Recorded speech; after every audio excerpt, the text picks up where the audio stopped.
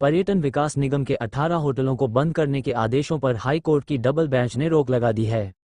विपक्ष और पर्यटन विकास निगम कर्मचारी संघ ने पर्यटन विकास निगम के अध्यक्ष पर होटलों को निजी हाथों में देने के आरोप लगा दिए थे, जिस पर आज शिमला में पर्यटन विकास निगम ने अध्यक्ष RS बाली ने पलटवार किया है और कहा कि होटलों को निजी हाथों में देने की उनकी कोई मंशा नहीं है। पर्यटन विकास निगम कर्मचारी संघ ने भी आंकड़ों को गलत तरीके से पेश करने के आरोप लगाए हैं, जिन्हें वे तथ्यों सहित एफिडेविट में दें, अन्यथा उनके खिलाफ अनुशासनात्मक कार्रवाई की जाएगी। RS बाली ने भाजपा विधायक सुधीर शर्मा और पूर्व मंत्री राकेश पठानिया को निशाने पर लेते हुए कहा कि दोनों नेताओं ने गलत तथ्य पेश कर पर्यटन निगम को निजी हाथों में देने के आरोप लगाए हैं। राकेश पठानिया के समय पर्यटन विकास निगम घाटे में गया, जबकि उनसे पहले मुनाफे में चल रहा था। RS बाली ने कहा कि पर्यटन विकास निगम के मुनाफे को बढ़ाने के लिए वह प्रयास कर रहे हैं। निगम के होटलों को रेनोवेट करने की आवश्यकता है, जिसके बाद मुनाफा कई गुना बढ़ सकता है। बीते वर्ष और इस वित्तीय वर्ष में 100 करोड़ से अधिक टर्नओवर पर्यटन विकास निगम को हुआ है। पर्यटन विकास निगम हाई कोर्ट के आदेशों का स्वागत करता है और जो देनदारियां पेंशनरों की बनती है उन्हें कोर्ट के आदेशों के मुताबिक दे दिया जाएगा। पंजाब दस्तक के लिए सुरेंद्र राणा की रिपोर्ट। बस आज मेरी तबीयत भी थोड़ी खराब है, पर तब भी ये मेरी नैतिक जिम्मेवारी है, इसलिए मैं आपके बीच में पहुंचा हूं। कल भी तकरीबन 3:30-4 बजे तक हम सब इकट्ठे बैठे रहे और जब तक माननीय हाई कोर्ट का फैसला आया तब तक काफ़ी लेट हो चुका था और आप लोगों को घर जाना था और मैं आप लोगों को और प्रतीक्षा नहीं करवाना चाहता था, इसलिए मैंने आज की तारीख आपसे पूछ के रखी। अब बात है कि फैसला आ चुका है and all is well in HPTDC। Himachal Pradesh tourism corporation के अंदर माननीय हाई कोर्ट ने जो फैसला सुनाया है उसके अनुसार हमारे सभी होटलों को खोलने की अनुमति मिल गई है और ये सभी होटल जो है सुचारू रूप से जिस तरह पहले सेवा दे रहे थे उसी तरह अब सेवा देंगे। बड़ी इंपॉर्टेंट बात यह है कि माननीय हाई कोर्ट ने इसके ऊपर कोई हमारी कैपिंग नहीं की है, इस पे कोई उन्होंने दिन या घड़ी सुनिश्चित नहीं की है। अगर उन्होंने दिन सुनिश्चित किए हैं तो सिर्फ जो हमने अपने रिटायर्ड एम्प्लॉयज़ हैं, जो रिटायर्ड एम्प्लॉय के बेनिफिट हमने देने हैं, उन बेनिफिट देने के दिन उन्होंने सुनिश्चित किए हैं, जिसको हमने माननीय हाई कोर्ट के आगे माना है। हम माननीय हाई कोर्ट का HPTDC की तरफ से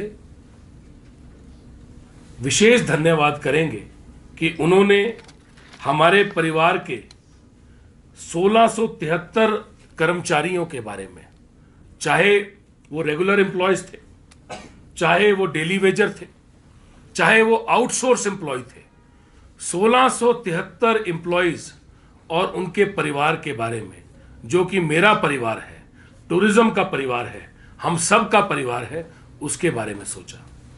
हम माननीय हाई कोर्ट का धन्यवाद करते हैं कि ऐसे टूरिज्म के लिए जो ट्राइबल इलाकों में सर्विस दे रहा है, ऐसे टूरिज्म के लिए जिसने कोरोना काल के अंदर अपने कोरोना वॉरियर्स को खोया है, ऐसे टूरिज्म के लिए कि सेवा देते हुए जो टूरिज्म के मेरे परिवार के एम्प्लॉयज़ हैं, उनमें से 2 एम्प्लॉयज़ ने अपनी जान को गंवाया कोरोना के दौरान।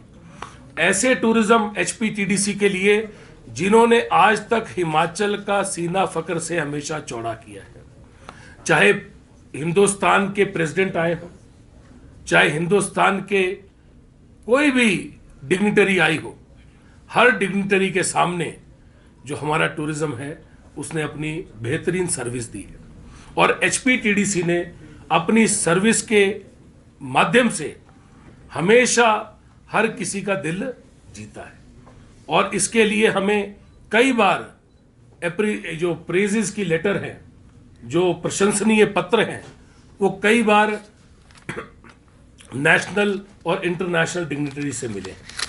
मैं धन्यवाद करना चाहूँगा कि HPTDC के बारे में माननीय हाई कोर्ट ने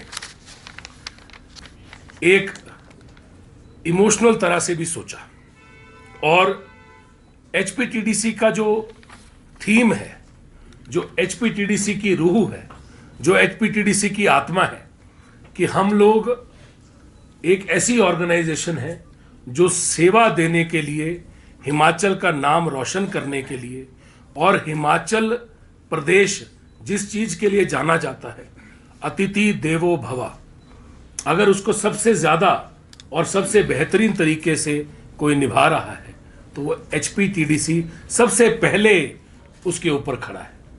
जब हिमाचल में कोई आता है तो सबसे रहे हो, चाहे अपनी जान गंवाना रहा हो, अपनी जिंदगी को निछावर करने के लिए भी एचपीटीडीसी के एम्प्लॉयज हमेशा आगे रहे। अब बात है, मुझे माफ करिएगा, आज मेरी तबीयत बहुत खराब थी, पर यह मुद्दा इतना इंपॉर्टेंट था कि मुझे आज ही आना था। अब बात है कि एचपीटीडीसी ने आज एचपीटीडीसी की स्थिति क्या है। चर्चा बाजार में बहुत गर्म है और हर जगह लोग कहते हैं कि भाई, बात हर बाजार में आप जाएंगे, मॉल रोड पे जाएंगे, धर्मशाला जाएंगे, मनाली जाएंगे, किसी बाजार में जाएंगे, भाई एचपीटीडीसी का आज हो क्या रहा है या एचपीटीडीसी आज कहां है। तो मैं आपको बताना चाहूंगा कि एचपीटीडीसी ने पूरे इतिहास में आज तक के इतिहास में पिछले 2 सालों में 2022-23 और 2023-24 में पहली बार एचपीटीडीसी ने 100 करोड़ का आंकड़ा क्रॉस किया। एचपीटीडीसी ने 2022-23 में 109 करोड़ रुपए की टर्नओवर की। आज से पहले ऐसा कभी नहीं हुआ था। और प्राकृतिक आपदा आने के बावजूद एचपीटीडीसी ने 105 करोड़ रुपया की टर्नओवर की। ये आंकड़ा आज तक के इतिहास में कभी भी इतना बड़ा नहीं पहुंचा। 100 करोड़ रुपए की टर्नओवर 2022-23 में ही पहली बार की गई। उससे पहले 79 करोड़ रुपीस थी, उससे पहले 45 करोड़ रुपए थी।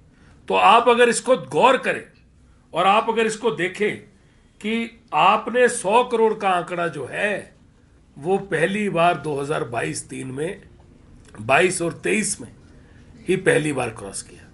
तो अगर देखा जाए कि इतनी बड़ी टर्नओवर हुई तो नुकसान कैसे हो गया, नुकसान किस तरह हुआ, उसके ऊपर भी मैं आपको और पूरे हिमाचल वासियों को बताना चाहूंगा।